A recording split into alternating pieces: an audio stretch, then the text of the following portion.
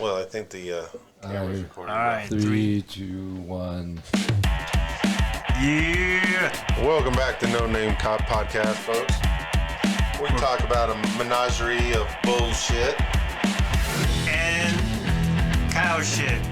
Yeah, exactly. Let me get this shit focused up right. All right, I'm Charlie. I'm Mike. I'm Al. Big Al. So this is our 5th podcast, but we don't really know what number. Your 3rd, your 4th? I don't know. We'll just call this number 5. Is that cool? 4.5. We can't do I think that. we call it 0005 because we know we're going to go in the thousands with this. Are we? Negative 12. I just hashtag number 5. Podcast number 5. Yeah. Wow. So real quick, how's everybody doing? You good? You had a good weekend? Well, you know me. No, actually. Trying to survive in the world, man. That's why I ask. That's cool, man. I was going to go a different way with that response, but I didn't. All right. We'll stay away from the TMI discussions. Al, how was your weekend, man? Awesome. Oh, man, this is incredible. Oh, my gosh. Go ahead, Al. Speak. Oh, yeah, it was awesome. I mean, typical. The weather was nice. Yeah. So. Yeah. Yeah. Yeah, we have Colorado's been awesome lately. Yeah, we have a little project in our house. We're doing one of our rooms. We're going to make it into a library for my mom. So we already gutted everything out. When my brother moved in, we had a big dumpster. We kind of did a major spring cleaning, just take everything out. We filled a 30-yard dumpster with all this crap that we've been hoarding. Yeah. So it's nice. So we let me cleared know all where that you stuff. live. I got shit I got to dump off. Oh, yeah? Anyway. Well, I don't want to have to go to the dome. It's already gone, so we almost filled it up. So sorry, we didn't know each other back then. There's all sorts of shit I got to throw away. I know. It's amazing how much stuff you pile in when you don't go through it every year. And it's good your friends let you know this stuff, so that's good. Yeah. Thanks, buddy. No problem, man. Anytime. Next time we'll have one. I'll make sure. Not like you have a truck or something you could help, haul this shit away with, I don't have a truck. Yeah, you don't. No, I got a Toyota, man. It's not a truck. Everyone wants to bash it like Prius. It's not a truck, but you have a Prius.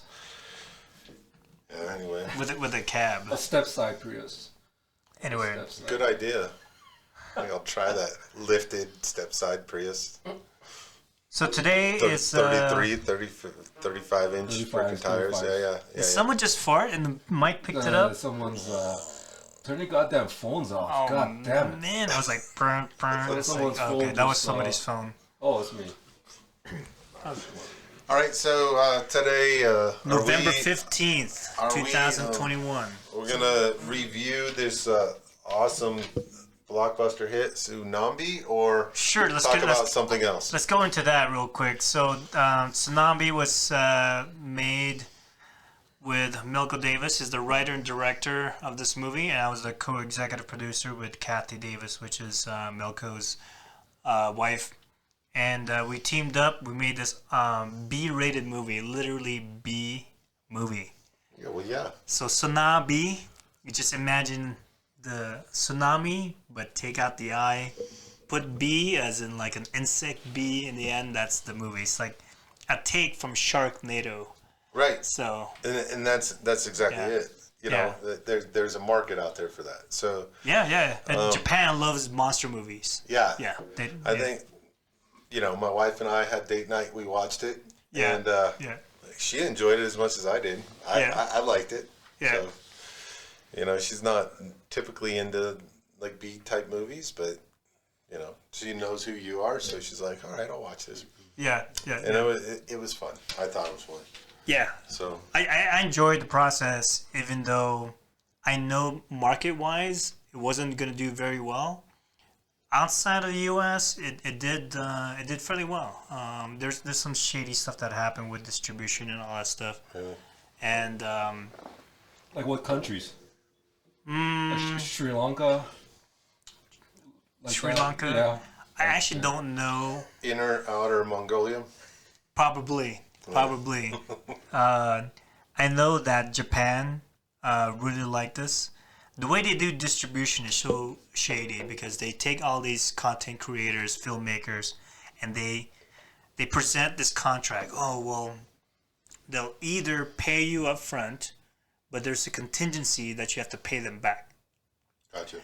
Depends on how well the movie does as far as sales is concerned, right? They can spend as much money for marketing, whatever they need to, and they'll deduct that from your initial payment. So you actually have to pay them back a portion, or if not all. And actually, Fix this fucking thing. Hold on. All right, go ahead. Yeah.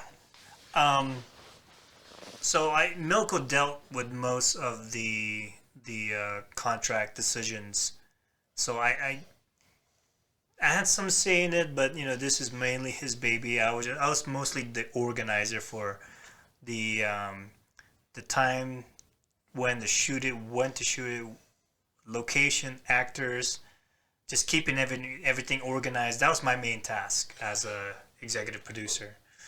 So everything as far as filming, editing, and he had to recruit some CGI people to do it. He did all that, So I was just more the kind of framework to help put everything together. So I didn't really do much artistic. I did shoot one scene, which is the one of the after credits, which is the zombie and the snow scene in the street. Do you remember that? I didn't watch that. No. I hope they didn't take that out. It's in the very end after the credits. Oh, so you got to stay through the credits to watch it? Yeah. I didn't watch all the way through the credits. So there's that part I directed and filmed myself. Okay. So go see it, and hopefully I know they added another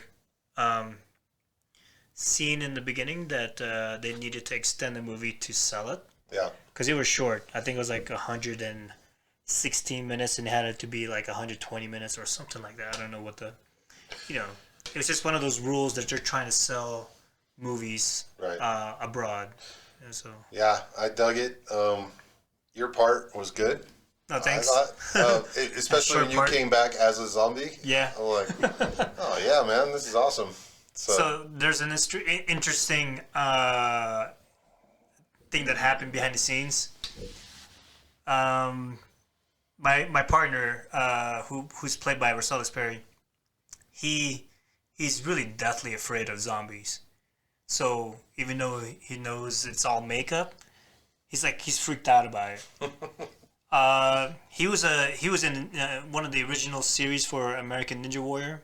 Okay. He participated in that and almost made the semifinals, I think. Cool. And he just he didn't go that far in the Las Vegas competition, so he wasn't able to do. I think there was one final in Tokyo, and then there was the final or something like that. So he was really good. He's really athletic. He's a martial artist, black belt in karate, Kempo karate. Okay. And really strong dude. I mean, you can tell he's athletic and just big. Yeah.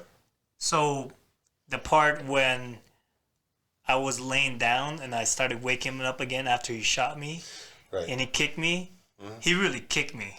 Oh yeah. So I was like, oh. The perils of an actor in Hollywood, or well, not really Hollywood, but. But he had enough. I mean, if he went full blast. Oh yeah. He would have broken some ribs. Absolutely. But I think he hit, even just hitting me half or even a quarter, it hurt like hell because, a martial artist, and especially has a fear of zombies.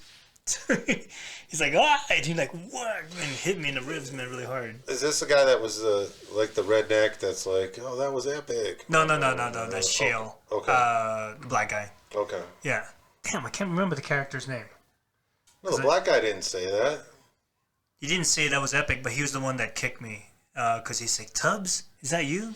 In the tunnel? Okay. Right. The black fella is the one that kicked you. Okay. Yeah. So. Okay. We had to wrestle each other. I thought it was good, man. I mean, nobody's got balls to do shit like that, but. Yeah, it's fun. Yeah, it's a lot of hard work. You have to organize everybody, Yeah, keep everybody happy. And Clearly, you guys had like a $50 million budget, so it's good. no, dude, we had like a 5,000. Not even that. I worked at the Urban Egg, and I think I put in about $3,000 for craft services and Gotcha. some equipment, but Milka was already bringing in about $60,000 worth of his equipment to film the movie. Yeah. So, Now, a lot of people don't have balls to do shit like that, so that's Yeah. that's pretty awesome. thanks, man. Yeah, man. So, It's, congratulations. It's yeah. cool because a Thank you. lot of people don't do that. And you made it happen. That's Yeah, That's the whole it was a thing. lot of fun. I mean, again, I was jokingly saying, $50 million budget because what people don't realize when you're watching a film, especially a B flick, whatever, is that they don't understand where the limit on the budget is.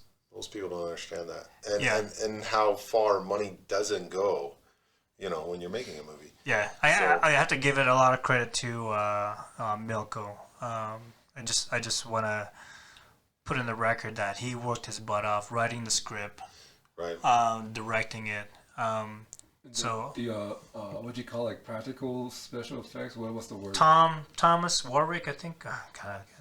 The little models, the model cars. Oh, yeah. Right. He So- did all that, right?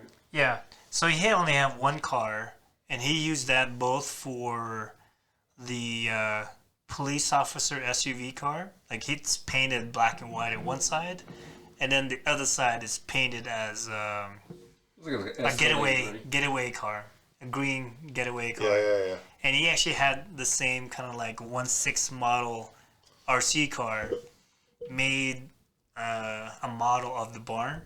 You can tell it's a model. Is this when the car was coming over the hill? That, and also it broke through the farm when it was trying to get away from the barn scene. Right. Yeah, So- I caught that too, and I go, okay. Yeah. Yeah. That's. Yeah. I mean, again, it's you got to work with the budget you got, right? So, Yeah. oh well, Yeah. it's all good. Yeah. And I love Milko's work from his previous work. He did the Raiders of the Tomb or something like that. So it's a play of like Tomb Raiders. You had Richard Grieco from 21 Jump Street. Okay, He's like a total crack addict now, or cocaine. I don't know. It's some kind of drug addict. it's all good. All of it's good. Doesn't matter. And it's funny Crack or coke. when you watch or when you hear stories what happened behind the scenes, you just it's one of those like true Hollywood stories. What happened to some of these actors? It's just nuts on how much they just go downhill after Right. their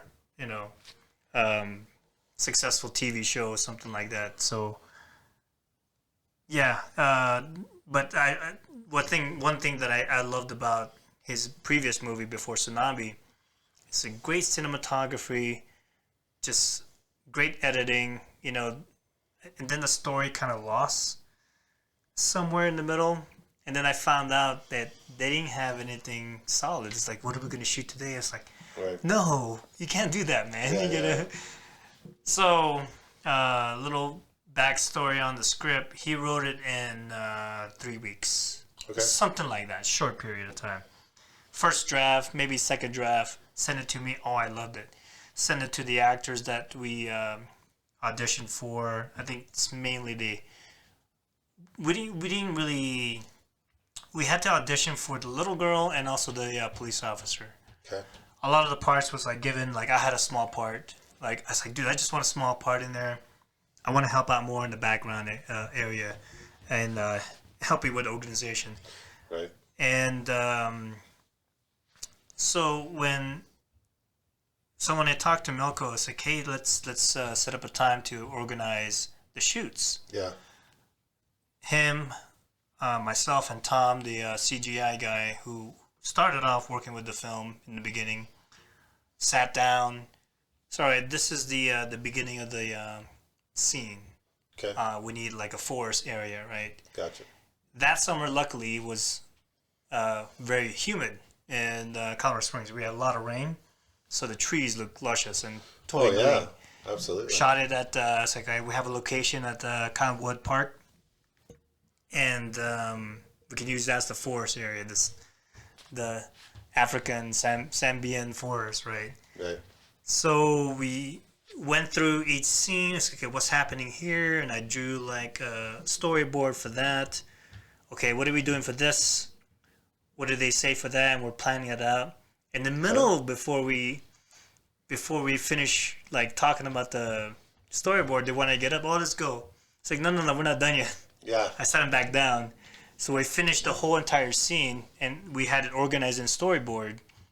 And then we went to the location, scouted out, where are we going to shoot this? Oh, we'll shoot this way, like that, check mark, right? Yeah. And then so when we got to, because we didn't pay the actors, and we were trying to be respectful for people volunteering and trying to get credit for their movie career, right? Right. We had 3 or 4 actors from Denver coming down for the scientist introduction, the intro scene. And I had 3 or 4 friends here in Colorado Springs to be part of that whole scientific crew. Gotcha. We had 4 hours, right? And Melko throws a bone at me on the day of. He's like, hey, we got to shoot some extra scenes at the mining museum. I was like, you got to be kidding me. He's like, all right. I told all the actors, let's meet there 1 hour and then head over to the other location, right? So, you know, and it's great that we did that because we got some great shots. Yeah. So we got that, and then we're running out of time. We went to the other location. Since I had everything planned out, we went boom, boom, boom, check mark, and just like got every shot that we needed, and it was just organized, right? Right. And that was going to be used for our trailer too. It's like awesome. And then we were actually ahead of schedule, maybe 30 minutes, 15 minutes. Right. So yeah, we got to use the day players that time, and then we're going to go into our main characters now. So I try to make that precedence with the rest of the movie. So it was something I was really proud of because organization was something I was good at. No, as you should be. I mean, yeah. Again, like a lot of people don't even try to take that feat on. So yeah, that's pretty awesome. Yeah. But as an artist too, like if I'm producing some kind of art, I have some kind of process to take it from idea to sketch to maybe draft. Yeah. And then presenting it to my boss. It's like, this is look good. It's like, I'll just change this, change that. My background is a exercise illustrator and anatomical illustrator. Right. So I kind of knew the process with that art, and I just kind of like took that process to film. Yeah. It's just basic like organization skills, right? To make sure you hit deadlines and you get the outcome or the art that you want to try to finish off with, So I did that for 5 years, which is cool. Cool. Yeah, I got published in 7 books, and I don't know how many magazine and medical journals that I got published in, but it was a good experience. But I had to move on from that job. You need to see some of his artwork. Yeah. It's all right. It's incredible. So it's mostly exercise illustrations, and I kind of cheated a little bit, which helped my production. Before, I would watch the video and they need this in print. Like they had an exercise video and they needed to do like a printed version of start and finish, that kind of like explaining the stretch or the exercise. Right. And then I found a way, this is back in 1999, right? Or 98 when I first moved out there. And I had like an old 1995 Pac Bell computer that I was using. Right. And we bought, they had a Wacom tablet for me. It was a really old one. And then also a video capture card. So you can hook it up to your VCR to your computer. And you can, back then you can press the module. It'll snap a picture from the video. And I save it as a JPEG and then I print it out. Gotcha. Grab the, that was loud. Grab the light box. Okay. Put the picture in there and put my paper in there, and I just outlined the drawing. So instead of doing 1 or 2 drawings, I improved my productivity to like 7 drawings or 10 drawings a day. Okay. For the same amount of pay, right? So Yeah. Yep. And I probably still do that now because it's easier to reference something that I can copy from right away rather than try coming up with my mind, Gotcha. So. Why don't you tell the people at home where they can find Tsunami? I think it's Amazon that you can download the video. Let me look it up here. And I think it's on YouTube. You can rent or buy on YouTube. Yeah. yeah, so TSUNAMBEE movie. And you can type that in. And yeah, that's it right there. Amazon Prime. You can Ooh, rent look it at that. or buy it. IMDb 1.8 out of 10.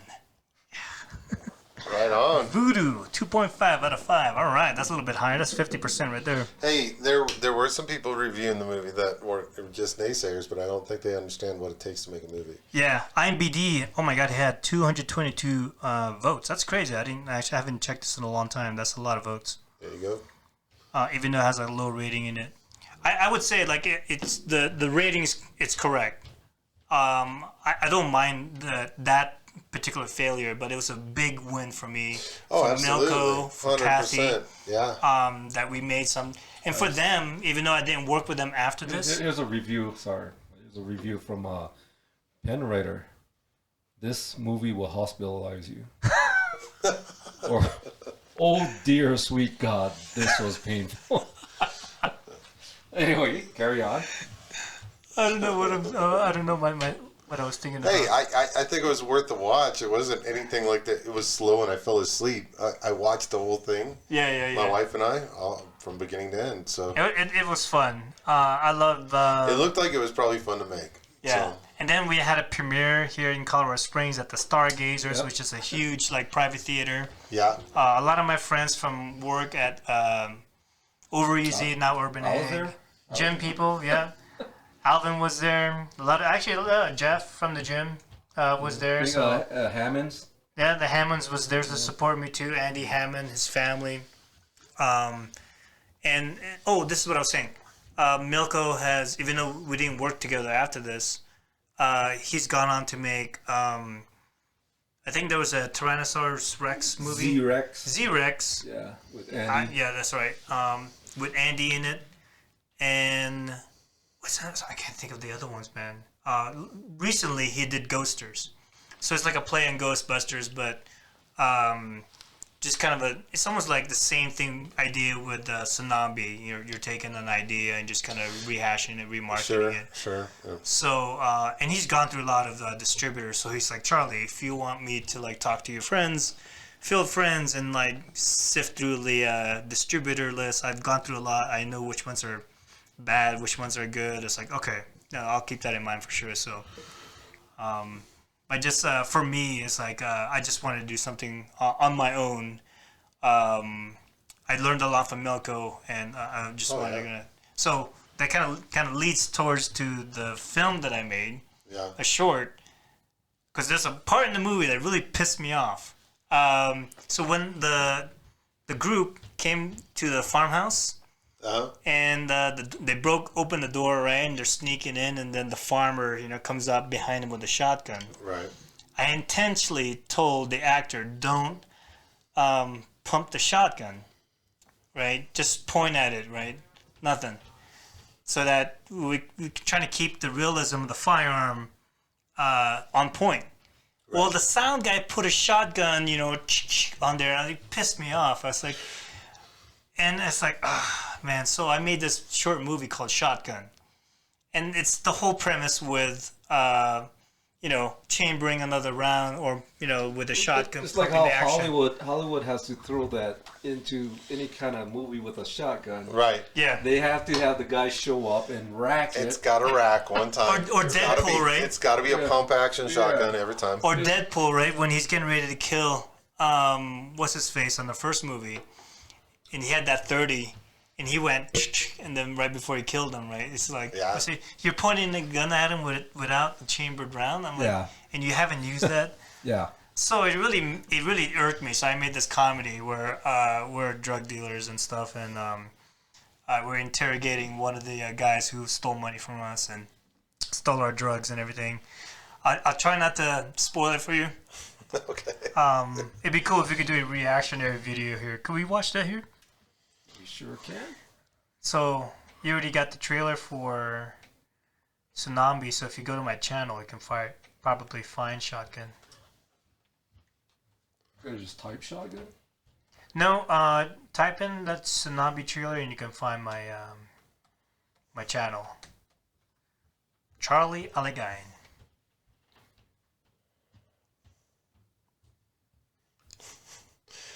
You can hear Andrew walking around upstairs. Yeah. Walks like his mom.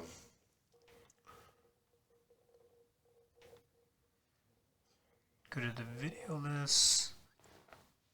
And I guess we'll link the video on this podcast when we publish this.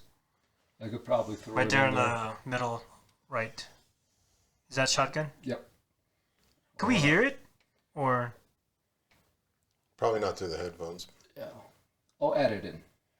could There you I go. wonder if we can hook up, do you have another I do. audio jack to audio jack? Yeah, I do. All right. We'll be right back. Where's that button? Oh, that's different.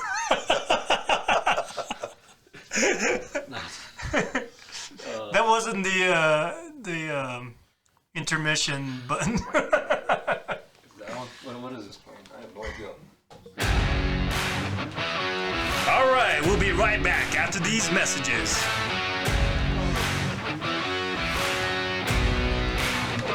A pee break for us, maybe? Yeah, I think it's so, yeah. So we wrap this up and then start something else instead of talking about it. Yeah. You know what I'm saying? Yeah. Talk about Charlie. No, I wouldn't want to talk about the Rittenhouse.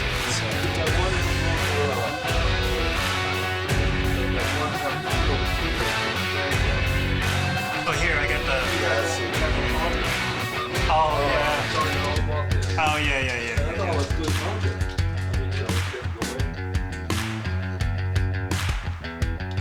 We're gonna try see if it works. Fuck it up.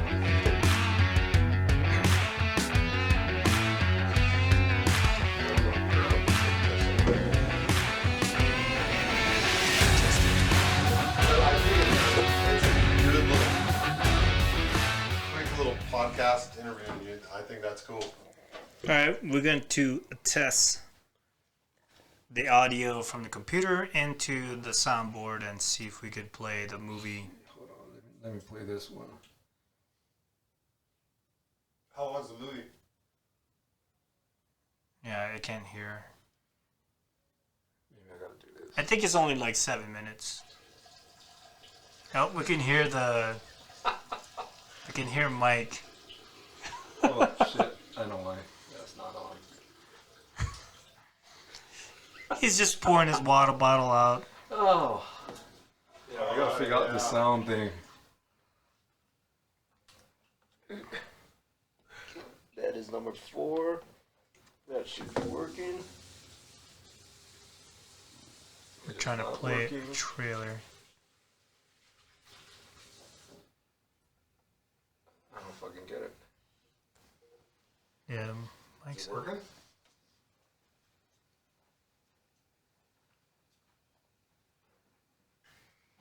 Hey, if you send this to me, I might be able to make a small window. Alright. The movie's playing. So we probably could watch this without the audio going through the soundboard. I can sync it. I mean, there's a way to Okay. make it happen. Dude, when you're in the restroom, we just heard you. Oh, yeah? That's propulsion, baby. Yeah, It's a big fucking dick. that's right, man. Why? Why what? Why did you record that? Why it's not playing? We should have some sound. Yeah, why come? Why come it's not playing? We should have sound. I heard that. I heard the computer sound. Speakers on? Yeah. Sound on? Get your life together. Oh, fuck. Didn't you hear the computer sound?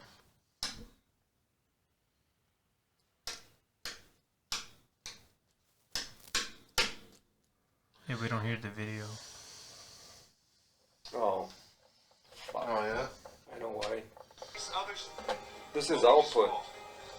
Oh shit. This is output. This is Well, yeah, input. because we're listening to headphones.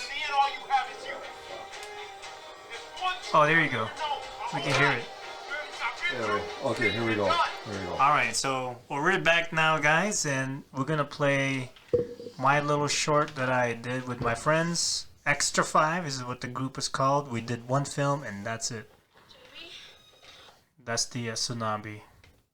We'll put a little, like, small...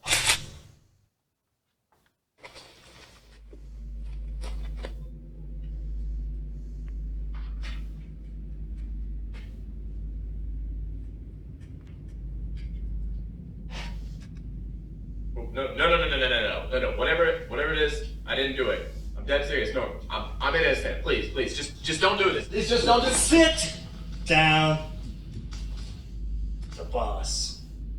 She's really angry, to say the least. Tú eres un hombre muy difícil de agarrar. Casi te escapas con mi dinero y mis drogas. Devuélvelo y te perdonaré la vida. No serás torturado ni te mataré si lo devuelves. Do I look like somebody that was born and raised south of the border? Like, no habla español? ¿Qué? I don't get what you just said. Mucho queso? Habla inglés? ¿Qué quieres? ¿No comprende? Yeah, so you're a very hard man. You run with a lot of pills and drugs, and you give me your spare life, your life. What, dead? What did you? Mataré. Not that. Oh, dead. She was the only one that responded to our Craigslist ad, and everybody knows we're in the cartel. Well, I needed the extra money, so I figured, why not? What she just said made no sense. Cartel. And you... Craigslist? Really? You guys got that kind of money, but you can't even get a good translator to say whatever boss lady said? Like, what is this, huh? What are you paying? Shut up or I'll blow your freaking head off!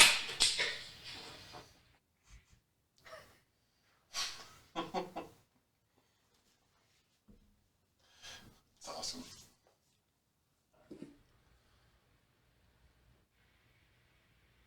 No lo mates. I know that one! No, about this. Don't kill! Well, why don't we start with the basics, shall we? So this is a hammer, and with this I could bash in your kneecaps, bash in your skull, quick and painless. These bolt cutters here look pretty good. I'm sure I could chop off all your fingers and toes, maybe even, no, probably not a limb. We have this vise here. No, wait, hold on. Wait, am I really the only one that's gonna bring up what homeboy over here just did? Huh? Am I the only one that's gonna bring that up? Word? What? Why'd you do that? Knowing you had one in the chamber, why'd you pump it again? What, really? Just blowing through ammo? That's what y'all do? That's what cartel does? You got the type of money for it, but you can't afford a good translator? Really? Tell me how you really feel, just blowing through ammo. Why'd you do it? Huh? Why'd you do it? Tell us where the drugs are! See? You just did it again. Did we not just cover this? What? Why you waste your boss lady's time, huh? Why you wasting her funds? If you weren't wasting ammo like that, she could afford somebody that could translate. Ain't that right? Huh? What? I don't know. I know it sounds cool when you do it. It's like I saw it in the movies, and it's really cool. ¡Cállense! I know what that means too. You! Shut up. Oh, you can speak English? ¿Dónde están mis drogas? Dame mis drogas. Quiero que devuelvas todo lo que tú me has quitado. Quiero que me des mi dinero, toda la droga, todos los paquetes de droga que me has quitado ahorita mismo. Si no, tú vas a sufrir. Oh, this is not a movie. Every card Oh, this is real. Oh, This is real. Yeah. I can go around here. You're gonna go through your cartridge. What are you gonna do about the cartridges that you don't have? wonder what this does. Holy shit, you guys, I don't know what she's saying. I really can't keep up. I don't know. Are you sure about that? You want to kill you?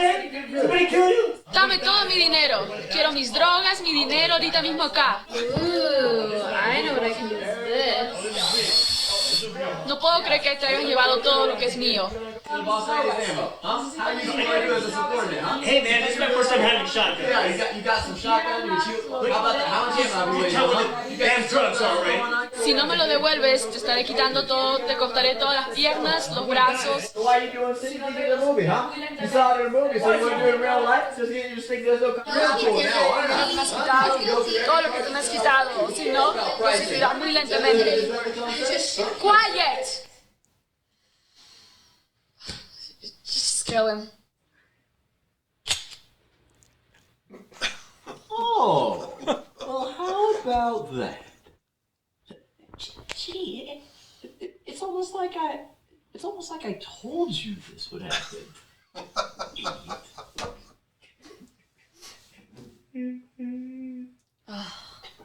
Craigslist.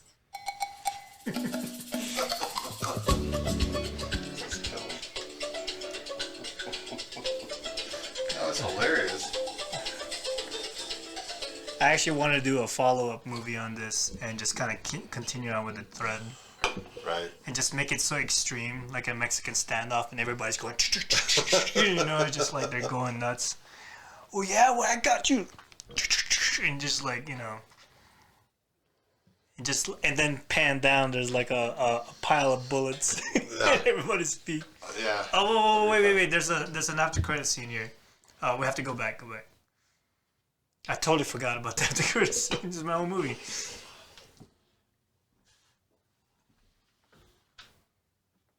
Good. What? Forget it!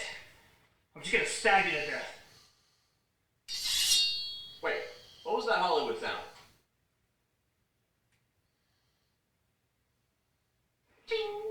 Ching chang.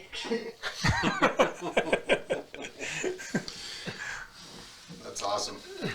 That was the other thing too with swords. When someone just brings up the swords, it's like, shing. It's like. Yeah. So yeah, that was fun. It's like the old Bruce Lee movies too, right? So Yeah, you know, yeah. you can always hear the fist or whatever just whipping through the wind. Or like you can hear like the clothes like, Yeah. and then they're flying in the air like whoa, whoa. Exactly. That's what Tarantino did, I think, in a lot of his movies, that squeaky door. That Yeah. same, just that canned freaking sound effect. Yeah, Yeah. yeah. And I love the way he does the movies. Like he intentionally does all these little like nuances that you know they're in the movies, but he kind of like expands on it. Right. Pulp Fiction's and Kill Bill really comes to mind. You know, I haven't really seen the other ones, but yeah. So that's what motivated me after watching my film that I made with Milko Tsunami. It's like, don't put the shotgun sound. You know, and he just goes like this, and then they goes, and it's like it didn't make any sense. Like you don't see the pump action on the shotgun, and I was so mad, dude. Oh well.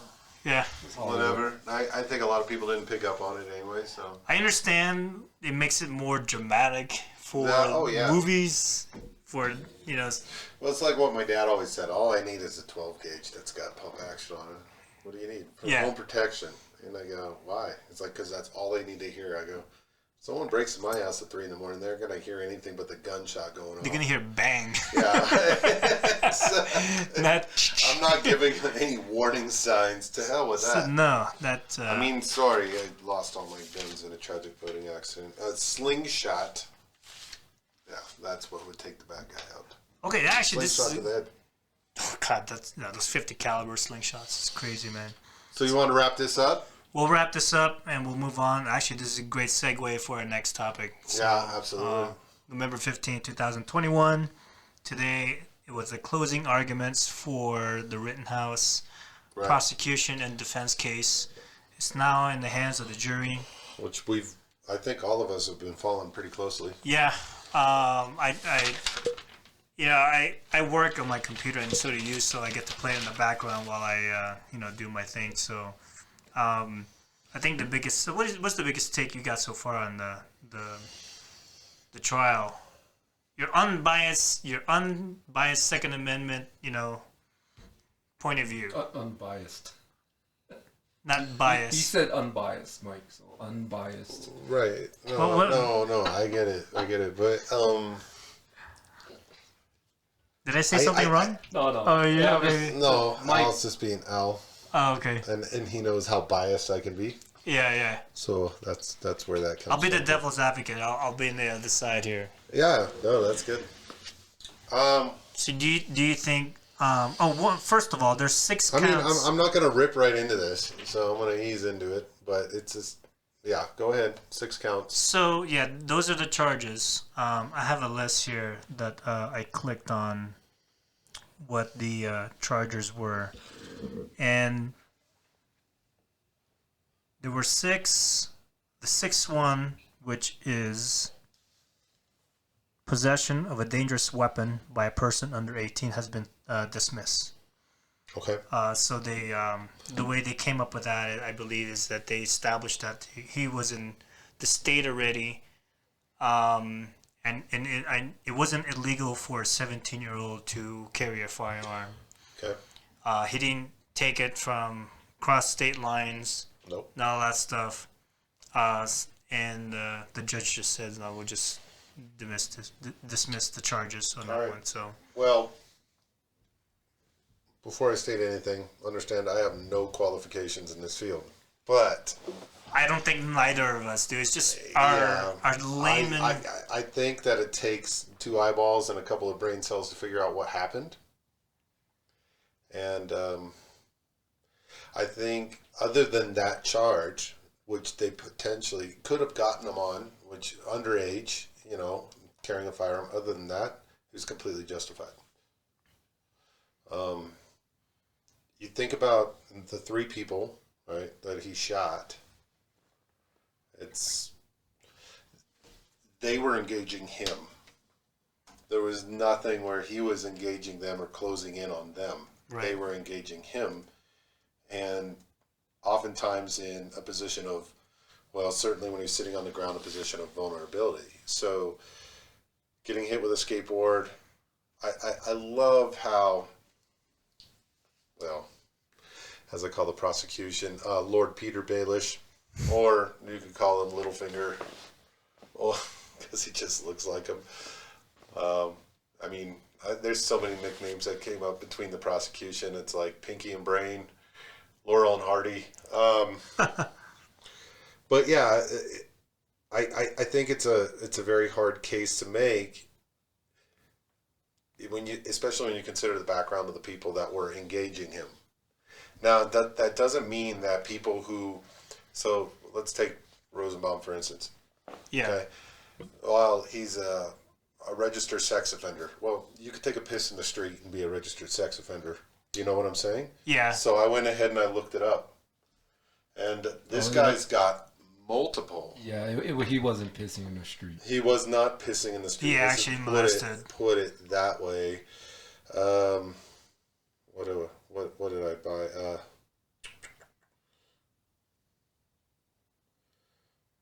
While you're looking that up, you're pretty much saying. So, yeah, newly released documents obtained by Wisconsin Right Now, which is the name of this news source, Wisconsin Right Now, from Pima County, Arizona clerk of courts confirmed Rosenbaum was charged by a grand jury with 11 counts of child molestation and inappropriate sexual activity with children, including anal rape. Ooh. The victims were 5 boys ranging from ages 9 to 11 years old. He was convicted of 2 amended counts as part of a plea deal. See those documents here. Anyway, my point is it's not to say that people of his character need to be killed, but it speaks to his character. And then the video that's been presented to the courts, I think that's a good judgment of his character too. I mean, there's plenty of video or plenty of witnesses saying he tipped over a porta potty, set a dumpster on fire, or pushed a burning dumpster into a police car that had people in it. Clearly this guy wanted mayhem. Mm-hmm. So do I think that, it's justified that he was killed? No, absolutely not. But do I think that he was the aggressor when Rittenhouse shot him? Yes, absolutely.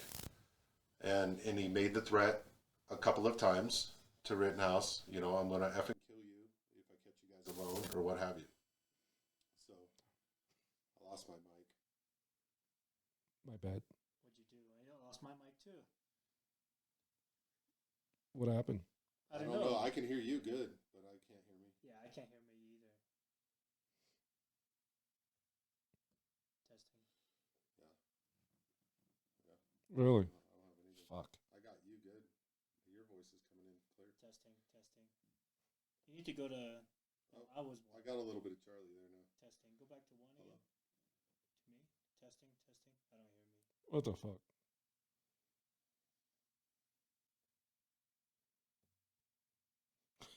There we go. Yeah. I can hear it now. Yeah. Go back. Okay. Hold on. What did you press? There we go. Testing. Okay. Turn All it right. off. Now I'm back to. Okay. Dang it, No. Al. But my point is that he seems like it's much more sensitive than it was. Yeah. Yeah. How's that? Get your life together, Al. Come on, bro. Dude, it's No, color. I just think though, Al figured out whatever. It again, this all comes down to character, right? And even in today's modern age and what we talk about, and it's like, all this racism and everything, we talk about, let's go back to Martin Luther King, okay? Content of character, not color of skin, okay? So all these people that he shot had some sort of criminal record. I just mentioned Rosenblum as one of them, but the other two fellas have their own criminal records as well. They're not innocent of anything, but at the same time, do they deserve to be shot? No. But when you're an aggressor in a situation, you have to expect that, especially if you're being an aggressor against a guy who has a gun, you have to expect that's good. That's a potential. Like, I could get shot. Yeah. Going after this guy. Let me go through the counts. Okay. And from what I understood, I wish we had a copy of the instructions for the jury, because the judge went through it, and the jury was going to get a copy of the instructions. Okay. So count number 1, first-degree reckless homicide, use of a dangerous weapon. Wrong. Right. The above defendant. Your mic closer. Sorry. Mine? Yeah. It's just really loud on my. It's really loud on my headphones. How's that? Is that better? Is that better? You're 2. Okay. Yep. I'm 2. So There we go. So I'll just kind of briefly. People can look these up. Let's see. The above defendant on Tuesday, August 25th, 2020, in the city of Kenosha County, Wisconsin, did recklessly cause the death of Joseph D. Rosenbaum under the circumstances which show under disregard for human life, Wrong. contrary to section 940.02. All this other stuff. Here's the problem, right? Because they like to say disregard for human life, and part of what they're using for that argument is the fact that he used Full Metal Jacket. Now, if he used hollow points, then they would have made a stronger case. You went out there to destroy, because hollow points cause a shockwave through flesh, whatever, or hollow points. I think the prosecution even said shatter. In flesh. They explode. They They explode, right? Yeah. So it didn't matter what ammunition he used; they would have used it against him. Now, what they used here is, he used Full Metal Jackets, which are designed, quote unquote, to go through whatever they hit and then continue to travel. That's not what they're designed to be cheap. That's what they're designed for. Well, there's also design in accordance with, people can correct me if I'm wrong. This is what I was told. I can't remember if it was my instructor, firearms instructor, when it comes to like the reason for having a full metal jacket in the field of war versus having hollow points. Okay. Full metal jackets will tend to disable the fighter to take him out the battle instead of fatally killing that person. You need to hit a vital organ with a full metal jacket. Right. It's the exact design for an AK-47. Right. They're not built for accuracy. They're built to take bodies off the field. Right. And if you have a hollow point on whatever firearm that you're using, that will cause to expand as the round goes inside the body and cause more damage. Right. So that's why hollow points are not used on the field of war. So I guess there's a point with this case with the full metal jacket that the prosecution was trying to say that full metal jackets are very lethal. Which, I mean, any round with that speed, 2,400 feet per second for a 5.56 or 2.23 will, unless you hit a vital like they hit Hubert, you hit him right in the heart. Yeah. He, pretty much, it was fatal for him. It took 4 shots for Justin Rosenbaum to be, I think he was shot in the head, wasn't he? I know he took 4 shots. That's all I know. Yeah, he took one in the hip, burnt some suit or something blast from the rifle. Right. And the bullet kind of went around his hand. And the only way that Kyle could have shot him in the back is when he was falling or when he was reaching. And when you have that split-second decision to defend yourself, right? Especially when there's a fire, one shot went off behind you, and I think that's when he looked back, right? Yeah. I mean, again, what people, I think, fail to realize, and I've never been in this situation. Hopefully, I never will be. Right. But the physiological state of how much your body, your dexterity, everything changes, which is why training is so important, because you've got to rely on that muscle memory. Again, I've said it before, I'll say it again. Kyle Rittenhouse's muzzle and trigger discipline seem to be on par with what should be done. There's so much to unpack with this case. That's the whole thing. I took some notes here of what I thought was kind of funny with the closing arguments of the prosecution. Yeah. One quote from Lord Peter Baelish there, Binger, I think his name is. You lose the right to self-defense when you're the one that brought the gun. No, that's incorrect. Yeah, you don't. And then he likes forfeit your right. He likes to downplay Kyle getting kicked in the face with, so a foot. It's like, well, I don't care. You can cause grave damage by stomping somebody's face on the head. Yeah. Yeah. So, go ahead. What were you going to say? I mentioned the skateboards. The defense mentioned that a skateboard is a lethal weapon. So you buy your kid a lethal weapon for Christmas or something like that? It is a lethal weapon. Where I think the defense kind of lost, it was where they try to say they try to sever. And there's been a number of times they've tried to say they try to sever Kyle's head with that skateboard. That's not what happened. The dude was beating his ass with a skateboard, or attempting to. It's like a car. It wasn't created to be a lethal weapon, but it is. Right. People die from car accidents all the time, every day. Exactly. That's what they're trying to say. The defense is saying the skateboard was being used to hurt Kyle. And it was. Yeah. Absolutely. Yeah. Yeah. So, or here's another thing in the closing arguments of the prosecution. He was using ammo that can pierce body armor. True, yes. Soft body armor, yeah. He turned around immediately and said, Officer Krager, I think, went back and grabbed his plate armor. Well, if he's shooting armor-piercing bullets, then why did he go get freaking plate armor? So, give me a break. The prosecution's all over the place with this thing, and I think it's... Here's the thing. I don't blame the Binger or whoever the much larger fellow is, I don't blame them. They got a job to do, right? So they got to make this guy look guilty by whatever they have to do. Okay, so they got a job to do. I just don't think that the argument is even close to being sound. Yeah. They're grasping. Yeah. That's what I was going to say. Yeah. It shouldn't have even gone to trial. I mean, he should.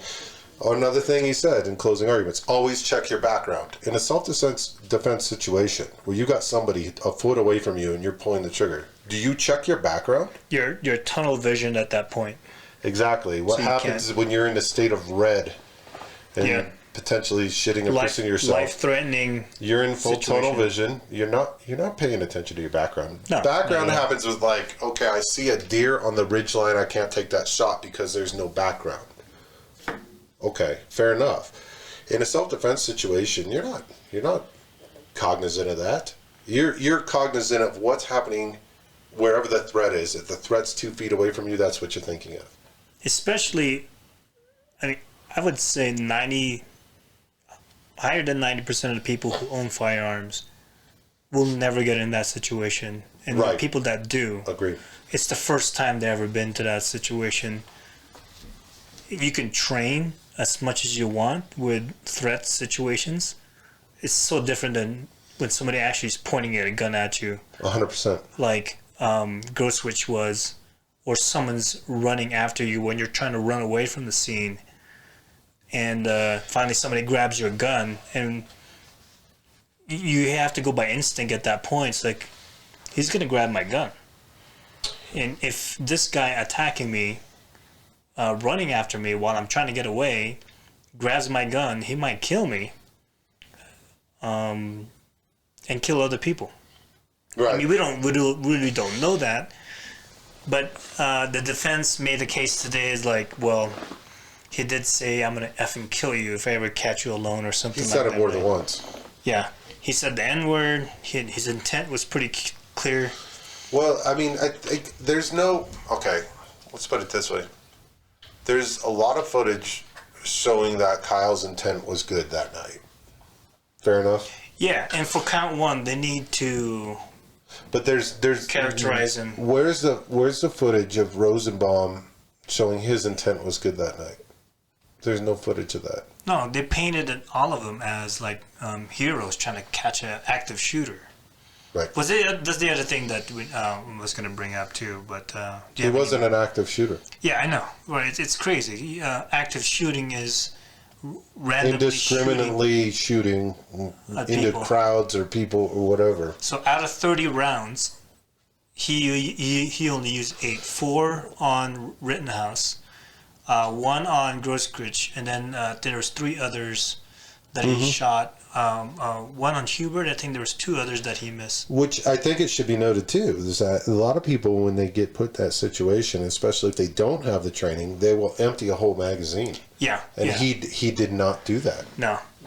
And even after he shot and feared for his life when Gage Grosskreutz, pardon me if I'm mispronouncing his name, shot his arm, he stopped shooting. And he stood up, he assessed the situation.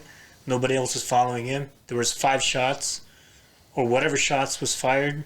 He just kind of assessed the situation. It wasn't towards him. He kept going towards the police line. Right. And well, he was essentially going to tell the police that I shot somebody. Yeah. Well, Yeah, I remember the video when it first aired too. When he finally got to the police, he had his hands up. Yeah, and the officers, they had no idea what just happened on the street. Right, they just went by him. Well, on the testimonial, the police officer in that vehicle said, "Get out of here," and I think he pepper sprayed Kyle. Kyle did mention in some of the videos about having pepper. I think that's what happened to him. So he was trying to explain to him that he shot somebody. I'm turning myself in, right, and all that stuff. And the cop said, "Get out of here, go home." Yeah. Right. What do you think of? Now I'm a pretty good judge of character, at least with people's body language. So, what do you think of Grosskreutz sort of demeanor on the stand versus Kyle's and Kyle breaking down and all that other stuff. If I was going to be for or against, or let's say just nonpartisan and just trying to assess. That's all I'm trying to do. Like Gage would. I mean, both of them were coach, obviously. And Well, yeah, I mean, especially if you're going to testify in your own defense trial, so Right. you're going to be coached to Yeah. a degree. So obviously Rittenhouse was, obviously Gage was, because Yeah. that was their star witness on the yeah, prosecution side. I think So- it fell apart for him when I noticed that when the the defense was cross-examining Gage, that Kyle didn't shoot at you until you pointed a gun at him, right? And Groswich was like, Of course, that's what doesn't screwed seem right. that whole prosecution. I mean, there was a lot of stuff before then, but To me, it was body language. So it's this. yeah, he's looking at the jury and he's trying to make He's eye contact. looking at the Correct. jury and he's clicking a lot and he's doing things of that nature. Where what I saw with Kyle, look, if his breakdown on the stand, what that looked like to me was an anxiety attack, PTSD, Yeah. full on hitting him. Yeah, I did miss that part, though. If that was fake, he needs an Academy Award. There's no way somebody can fake it to that level. And then not only that, think of the risk of faking it and not coming off as genuine. That's a huge risk. So to me, that tells me that was 100% genuine. Right. And that's how he felt. I mean, he's dealing with in his mind not just the PTSD, but I killed people. So whether by his choice or not is irrelevant. It's just the fact that he's dealing. Dude, he's a kid. He's 18 years old. 17 at the time, yeah. Yeah, 17 at the time. But right now he's sitting on a witness stand at 18 years old, and I couldn't imagine being in that position. Yeah. And I'm in my mid 40s. So my point is that to even suggest that his testimony was any way faked or anything like that is ridiculous. His body language to me was completely genuine. Gage Groswitz, on the other hand, I don't think that was genuine. I think that, and then he ended up hanging himself essentially. He did lie. Yeah, he From lied. his statement that. First of all, he was unlawfully carrying.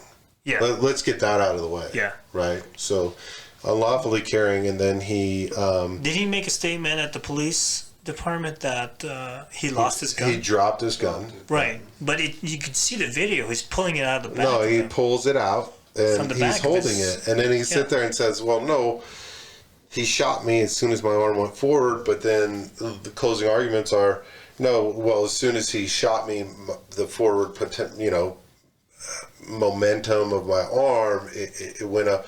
It's like, well, no, he didn't. Look, you full on admitted on the stand that when your hands were up, he didn't even point the gun at you, and then it wasn't until you started bringing your hand down that Rittenhouse shot you. That was a It me brought us- moment, Yeah. right? The cross-examiner in front of the defense. Sorry, I can't remember his name. The bald guy. He came up to him. It's like, all right, let me rephrase this. You had your hands up. He didn't shoot at you, correct? Right.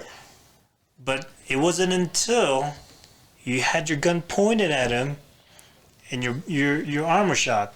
And he's like, well, okay, let me show this picture for you. Here's evidence so-and-so number, right? Is that you? Yes. What is that a picture of? That's me getting my bicep blown off. Right. Is your gun pointing at Kyle? My bicep vaporized. Vaporizing. Yeah, and then he asked him, say, is your bicep being blown, or is your gun pointed at Kyle? Correct. So he didn't shoot you before, but at this moment on this photograph, you were pointing the gun at Kyle. Is when he shot you. Correct. Correct. And Right. then the fence just sat down and did Yeah, like that's small. what they did the face palm. Like, Yeah, and the guy just like. Oh yeah, God. that's when Gage, whatever his name is. You could tell right there. Even the there's no way- stonograph. Yeah, there's no way around it. He knew The person there was taking no the way notes. around this. They got him. Do you remember the lady was taking the notes? The court reporter? Yeah, yeah, She's yeah. like, Yeah. Yeah. And it's directed. I think a lot of lawyers refer to it as directive verdict or something like that. Yeah. And it's like case closed, self-defense, right? Yeah. So I honestly, looking at the whole thing, everything that I've viewed, I have.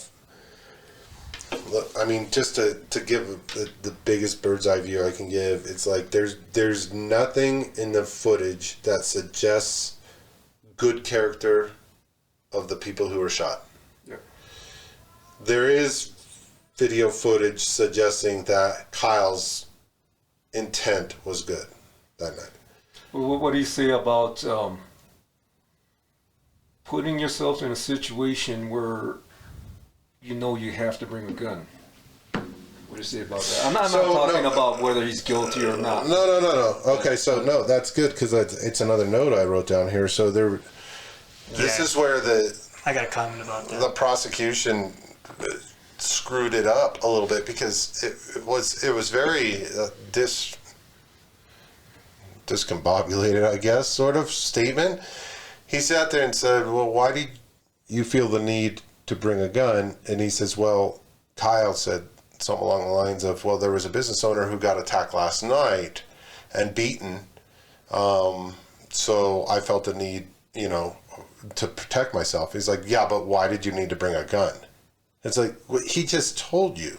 Like, that's a perfectly good reason, in my opinion, to bring a gun. And by the way, I mean, let's look at all the video footage. How many people were walking around with guns? There were plenty.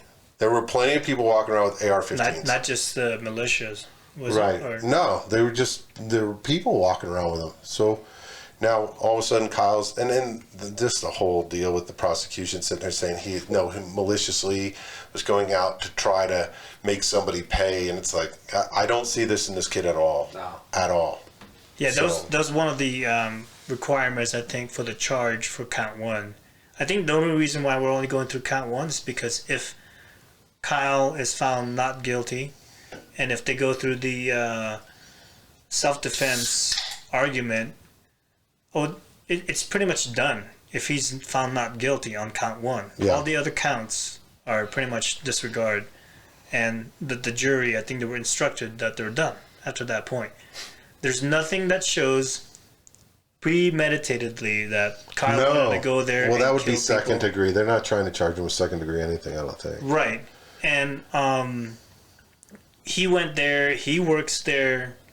He helped clean up the graffiti. He did administer aid to a few people that wanted it. Not everybody wanted his help, but it was a good faith that he was there to help people, right? Yeah. He was. I one of my comments got a lot of likes. He was being cross-examined by Binger, and Binger says, "Why did you go to the fire?" And Kyle said, "Well, it's a fire."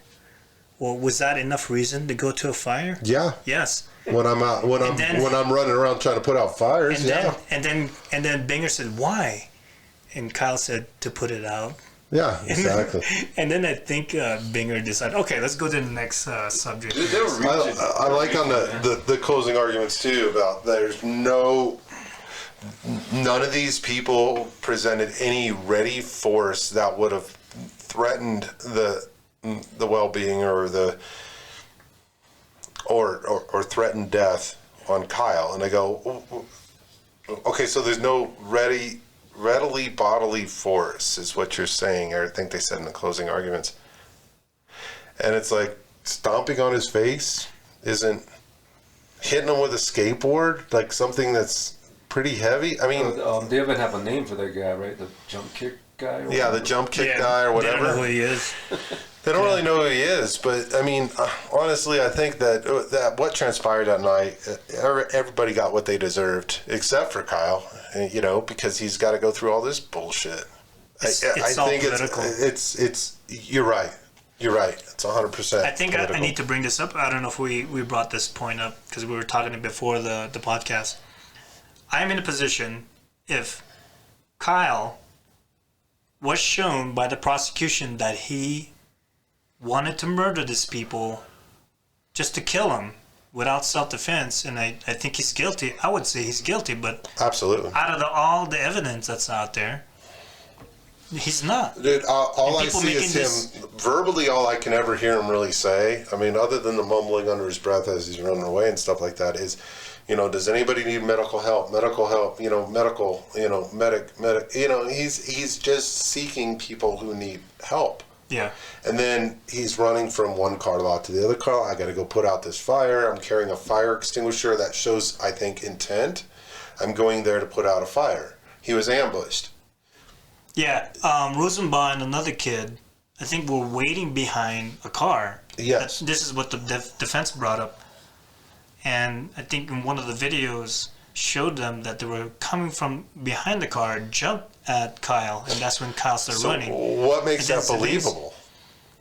To me, what makes it believable is the fact that he threatened him earlier in the evening. Yeah.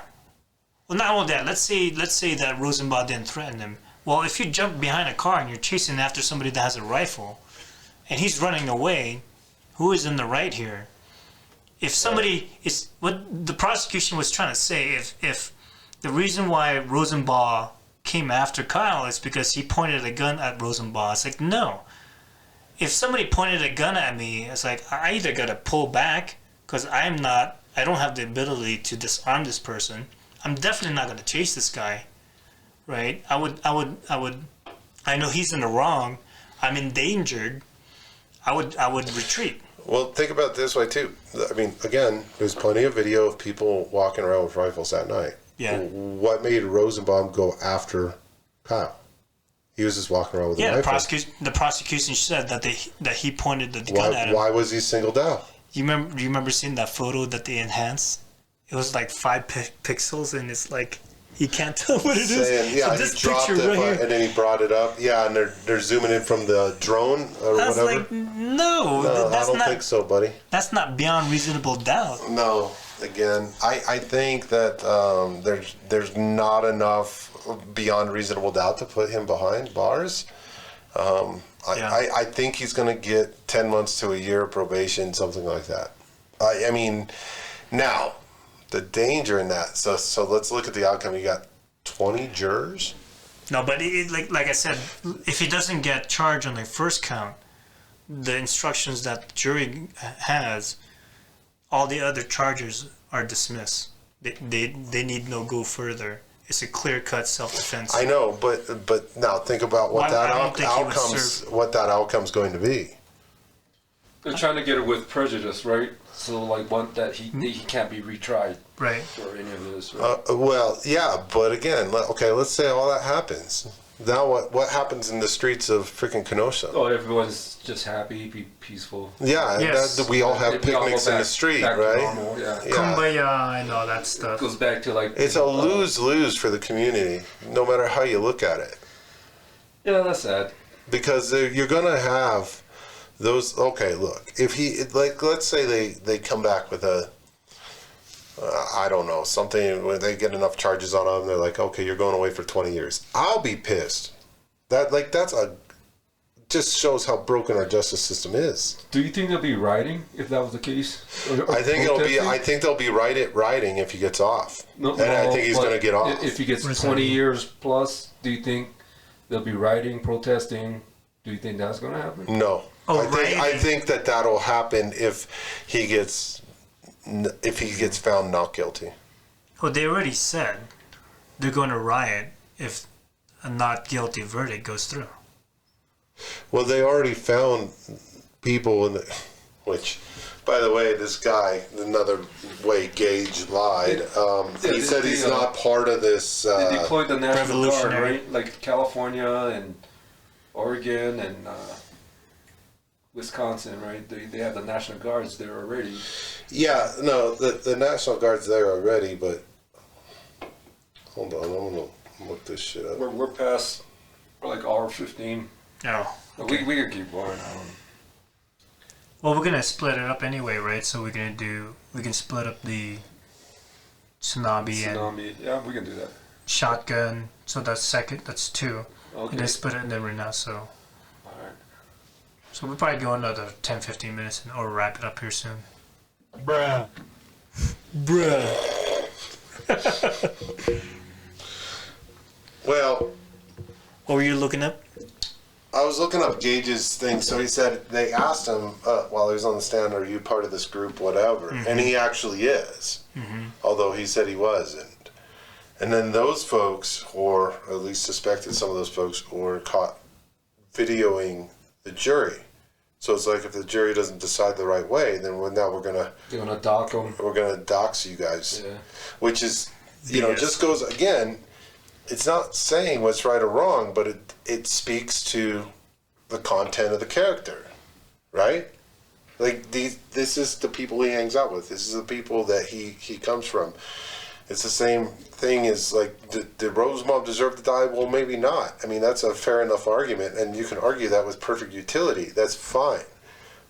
But the fact that he has all these counts of child molestation and everything else shows that he's not a regular contributor to society in a positive way. It speaks to the content of his character. Yeah. So did we lose a whole lot by losing Rosenbaum that night? No, we didn't. How about the other guy? Was it Zemeckis? Huber? Okay, so did we lose a whole lot with him? Well, not by reading his counts either. And as a matter of fact, I mean, the one thing I'm thankful for is Gage Grosswood's surviving because he gets to tell the story, but at the same time, he has a shady background. Which actually justifies more the defense case than the prosecution. But he gets to talk about, and he essentially hung himself because he said, as my arm was coming forward, he shot me. Yeah. So, he actually, I guess I'll put it this way, I think that he helped the defense in that sense. I kind of want to bring up also that the defense brought up or filed a mistrial with prejudice before. So before the instructions were finished given out to the jurors because they took a break, because the judge noticed something and told the jurors to go hide real quick, and then he discussed with the counselors the instructions. Were those his exact words? Go hide really quick? Close. Okay, pretty sure. No, they were just excusing the jurors. Yeah. The jurors. Don't talk about the case. Yeah. That kind of shit. Yeah, right. And so I don't know what's the outcome out of that. When they filed the for a motion for mistrial with prejudice, so that charges will be all dropped and Kyle could not be charged again for these crimes. So I don't know where that's gonna go. But it's crazy. Like, I don't know when we're gonna post this video. The thing is it's that gonna be probably 2 weeks from now, and we could actually know the outcome. Yeah, we'll know the outcome by then. But tomorrow, I think they're gonna decide. But this is just state court. That's why they can videotape it. That's why we're not seeing drawings and stuff like that. If it's federal court, we'd see drawings. Yeah, because they can't videotape and. And it seems to me that, well, I mean, I think the judge is doing a pretty good job. He dismisses the jury before he decides to choose the prosecution's ass for doing stupid shit like they did. I think he did it for a while and then decided to excuse him. So yeah, well, did you see the clip when his phone went off? What was the sound? I forgot. Yeah. Is it WAP? Oh, the judge's phone? Yeah. What was the? No, it's like "Proud to Be American" or something like Lee Greenwood, something like that. Yeah, the guy's he's a conservative, but. I thought the Democrats appointed him to that position. Maybe so. I think. I could be wrong. That doesn't mean shit. I mean, because you have good Democrats out there too. I mean, we can argue that all day long. Right. There's I don't agree with her, but she makes just sound points. But like Tulsi Gabbard's one. Yeah. It's like, okay, but you're not a far left liberal freaking crazy Democrat. You're like, you want to be old school Democrat. Fair enough argument. Her arguments are sound, but I just don't agree with her politically. But it's a far cry from these progressives. These progressive politicians. So, and you got middle of the road Republicans too, so. Yeah. I don't know, but my point is though with this whole case, I really think the kid, he was 100% justified in his 100%. actions and in his muzzle and trigger discipline. Yeah, he's showing restraint. He showed restraint. He showed and then on the stand you can tell, just through his body language, his breaking down, things like that. I didn't want to do this, but this is, I had no other choice in that moment. I gotta bring this up because the argument I had with one of my friends on Facebook is saying, "Oh, he took pictures with the Proud Boys." They brought that up in court, right? Yeah. That Kyle was wearing a T-shirt. He was at a bar. He was taking pictures with the Proud Boys or something like that. I forgot what the T-shirt said. I know it's obscene, but I'm thinking, what else does the 17-year-old kid do? Doesn't stupid things what 17-year-old kids do? Like even let's say this is after he's been charged already, and I think he's out and about, whatever, right? He's not talking about the events. He has his Fifth Amendment right, and he got invited to this bar to take pictures with people, that I don't think. But even so, I mean, people saying that he's a white supremacist. No, that's bullshit. Okay, let's think about what's the Proud Boys like. I don't know a lot about the Proud Boys. The leader's Latino. What I can tell you, black, Cuban black. Yeah. But what I can tell you is that the media forever has been demonizing these different groups. Look, I'm a member of Oath Keepers. Oath Keepers is not what the media says Oath Keepers is. Racist? Yeah, apparently I'm a racist, and I didn't even know it. I forgot who's the leader of that, who started it. I don't know. I met him at the convention, 2012. Yeah, he was probably a bad guy, right? Oh yeah, he shook my hand. He said, "I will defend and uphold the Constitution." Look, all Oath Keepers. The reason I joined it is here's what it is. Look, I went into the military, okay, and I took an oath to uphold and protect the Constitution of the United States against all enemies, foreign and domestic, and that oath of enlistment has no expiration. That's what Oath Keepers is. It's saying, you know what, you're not touching our Constitution. Right. And now they've turned it into a hate group and all sorts of other stuff. And there's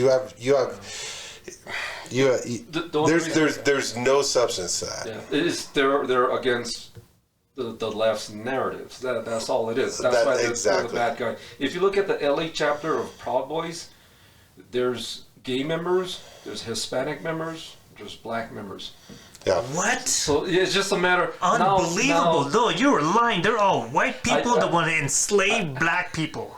No, the Negroes. There are Proud Boy chapters I know you can find in the South that has ties to white supremacy, though. But that's just a small section. That does not make the well, and this goes back to the argument too of Joe Rogan took freaking horse dewormer, right? It's like, even though ivermectin is, as he puts it, oftentimes, look, Joe Rogan's worth $100+ million. Okay, he's got a doctor for just his pinky finger. All right, now, and your only job as my doctor is to watch this one pinky finger. I got another doctor for the other pinky finger. He's got to resort to horse dewormer? No, I don't think so. I think it's a drug that's prescribed to humans, as he says, and commonly, but it's the narrative that they've twisted around, and even Sanjay Gupta tried so hard to worm his way out of that, and I think Joe Rogan made him pretty uncomfortable, but not uncomfortable enough. You know what I'm saying? He should have made him squirm a little bit more. Like, look, because all that Sanjay did was go back to CNN and agree with Don Lemonhead. Hey, listen, Don Lemonhead sits there and says, yeah, but it is still used as a horse dewormer. And Sanjay Gupta's like, well, yeah. But he was going to explain, and then Don cuts him off. Yeah. If you watch that clip. So, again, it's the narrative, and it's the same narrative that they're going to twist it around. It's the same thing. They go against Proud Boys. They're going to go against Oath Keepers. They're going to go against these folks. And Kyle Rittenhouse, they created a monster with BLM, and they have to side with that monster. So they have to be against, by default practically, they have to be against Kyle. Did you guys notice during the live feed of the defense, when they're giving their closing statement, they kept cutting off the live feed. Yeah, I did notice that. I was like, the FBI, oh, where would it go? And I'm trying to find the video. I'm trying to click the same link that I had. And then I went to another site and it continued on. I was like, okay, great. And then it cut off again. Yep. It's like, I did it like 3 times. I just pray that jury, because again, there's 20 people, right? And There's 20 people in the jury. There's 12 that are going to decide, but Yeah. I pray they have the discernment. Now, if they can get all 20 on Kyle's side, great.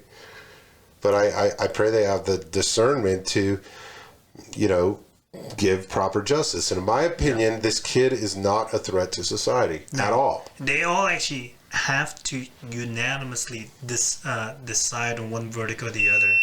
Yeah. What was that? I think that's the camera. Oh, it's not. Is it dying? Is that No, it? it's Yeah, hold on. it hits a certain time limit, and then that's it.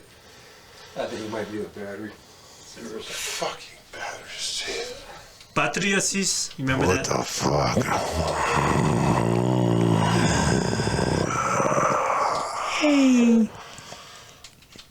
What's that? Hey, so what role would you cast me in your next movie? You would be a good sergeant. Really? Somebody of a military authority. The fucking camera's too hot. That's what it's saying. Oh, okay. Well, we gotta close it out though. Okay. That's all right. We're still recording by Audio. this, right? So We'll stop. We'll stop.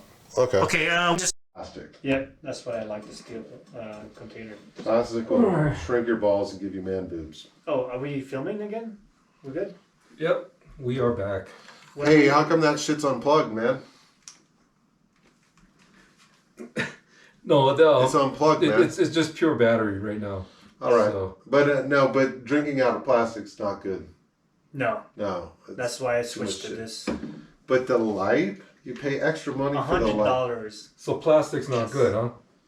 No, it's not. You're right about one thing about this. That's why we call you Anything- girly man now. Stop it!